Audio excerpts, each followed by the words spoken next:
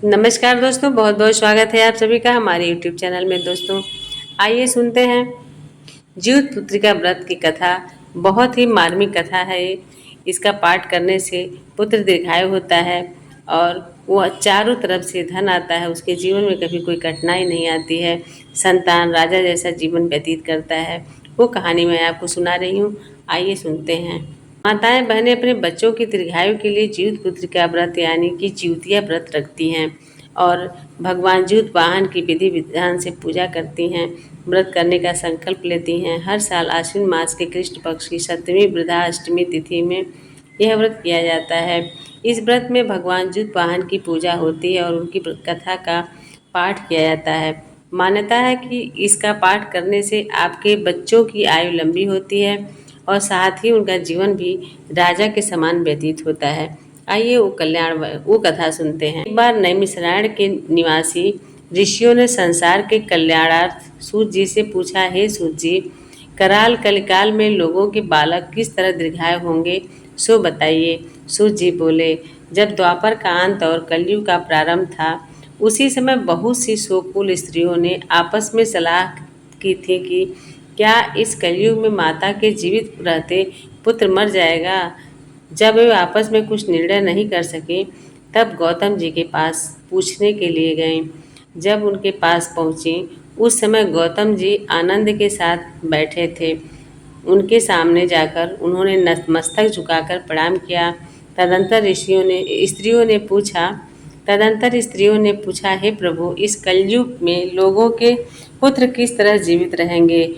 इसके लिए कोई व्रत या तप हो तो कृपा करके बताइए। इस तरह उनकी बात सुनकर गौतम ऋषि बोले, आपसे मैं वही बात कहूँगा जो मैंने पहले से सुन रखा है। गौतम जी ने कहा, जब महाभारत युद्ध का अंत हो गया और द्रोण पुत्र अश्वत्थामा के द्वारा अपने बेटों को मरा देखकर सब पांडव बड़े दुखी हुए, तो पुत्र के शोक से व्याकुल होकर द्रौपदी अपनी सखियों के साथ ब्राह्मण श्रेष्ठ धौम्य के पास गई और उसने धौम्य से कहा, हे विपेंद्र, कौन सा उपाय करने से बच्चे दीर्घायु हो सकते हैं, कृपा करके ठीक ठीक हमें बताइए। धौम्य बोले, सतयुग में सत्य वचन बोलने वाला, सत्य आचरण करने वाला, समदर्शी जीमूत वाहन नामक एक राजा था। एक बार वह अपनी स्त्री के साथ अपनी ससुराल गया और वहीं रहने लगा। एक दिन आधी रात के समय पुत्र के शोक से व्याकुल स्त्री रोने लगी, क्योंकि वह अपने बेटे के दर्शन से निराश हो चुकी थी। उसका पुत्र मर चुका था। वो कहती थी, हाय, मुझ बूढ़ी माता के सामने मेरा बेटा मरा जा रहा है। उसका रुदन सुनकर राजा जिमुद वाहन का तो मानो हृदय विदीर्ण हो गया। वह तत्काल उस स्त्री के पास गए और उनसे पूछा, तुम्हारा बेटा कैसे मरा है। बूढ़ी माता ने कहा, गरुड़ प्रतिदिन आकर गांव के लड़कों को खा जाता है। इस पर दयालु राजा ने कहा, माता, अब तुम रो मत, आनंद से बैठो, मैं तुम्हारे बच्चे को बचाने का यत्न करता हूँ। ऐसा कहकर राजा उस स्थान पर गया जहाँ गरुड़ आकर प्रतिदिन मांस खाया करता था। उसी समय गरुड़ भी उस पर टूट पड़ा और मांस खाने लगा। जब अतिशय तेजस्वी गरुड़ ने राजा का बायां अंग खा लिया, तो झटपट राजा ने अपना दाहिना अंग फेरकर गरुड़ के सामने कर दिया। यह देखकर गरुड़ जी ने कहा, तुम कोई देवता हो, कौन हो तुम, मनुष्य तो नहीं जान पड़ते हो। अच्छा, अपना जन्म और कुल बताओ। पीड़ा से व्याकुल मन वाले राजा ने कहा, हे पक्षीराज, इस तरह के प्रश्न करना व्यर्थ है। तुम अपनी इच्छा भर मेरा मांस खाओ। यह सुनकर गरुड़ रुक गए और बड़े आदर से राजा के जन्म और कुल की बातें पूछने लगे। राजा ने कहा, मेरी माता का नाम है शब्या और मेरे पिता का नाम शालिवाहन है। सूर्यवंश में मेरा जन्म हुआ है और जिमुत वाहन मेरा नाम है। राजा की दयालुता देखकर गरुड़ ने कहा, हे महाभाग, तुम्हारे मन में जो अभिलाषा हो वह वर मांगो। राजा ने कहा, हे पक्षीराज, यदि आप मुझे कुछ वर ही देना चाहते हैं तो वर दीजिए कि आपने अब तक जिन प्राणियों को खाया है वे सब जीवित हो जाएं।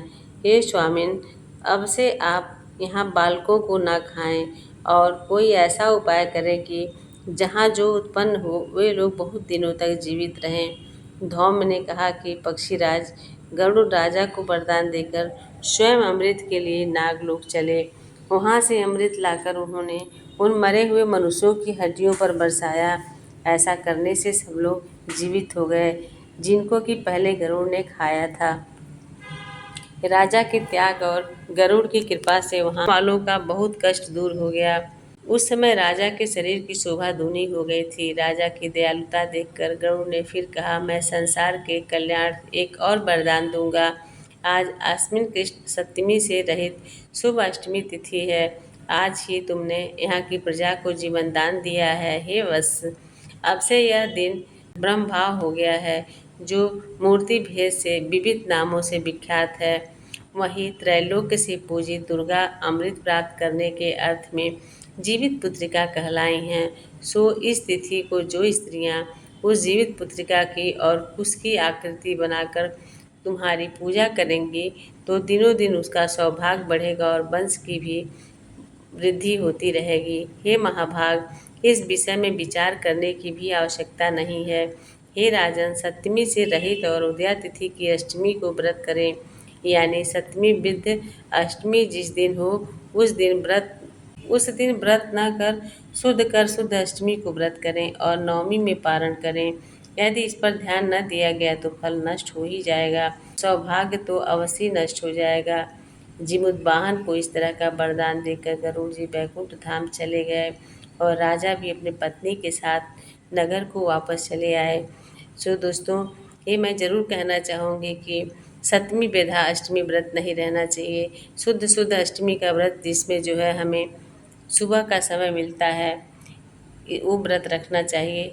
मतलब लोग कहते हैं कि जिसमें दिन निकलता हुआ उदया तिथि मिलती है वही व्रत रखना चाहिए और नवमी में पारण करना चाहिए। जो भी माताएं बहनें व्रत रहती हैं, इस कहानी को ज़रूर सुनें। और अगर आप लोग नए होंगे तो चैनल सब्सक्राइब करके ज़रूर जाइएगा। और आप सभी से आग्रह है कि 5 लोगों को कम से कम शेयर कीजिएगा। इन्हीं शब्दों के साथ विदा लेती हूँ। मैं हूँ वंदना मिश्रा।